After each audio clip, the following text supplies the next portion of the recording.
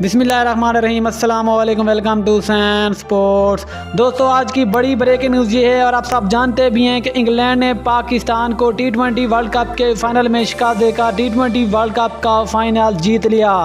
लेकिन आखिरकार पाकिस्तान ये वाला फाइनल मुकाबला किस वजह से हारा, हम आपको दिखाएंगे। लेकिन मज़ीद आगे बढ़ने से पहले चैनल को लाइक करें, सब्सक्राइब करें और साथ में लगी बेल आइकन को ज़रूर दबा दें।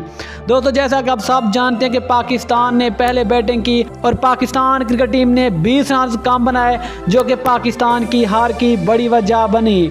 अगर पाकिस्तान की शिकस्त की दूसरी बड़ी वजह की बात करें तो वो ये है कि पाकिस्तान के main fast bowler Shaheen Shah Afridi, जो कि आखिरी मौके पे आकर इंजरी का शिकार हो गए जब मैच पाकिस्तान की गिरफ्त में आ रहा था और बड़ा कांटेदार मुकाबला उस वक्त हो चुका था। लेकिन पाकिस्तान के लिए बदकिस्मती ये है कि पाकिस्तान के star fast bowler Shaheen Shah Afridi आखिरी मौके पर आकर इंजरी हो गए, जिसके बाद इफ्तिखार अहमद को शाहीन शाह अफरीदी की जगह लाया गया।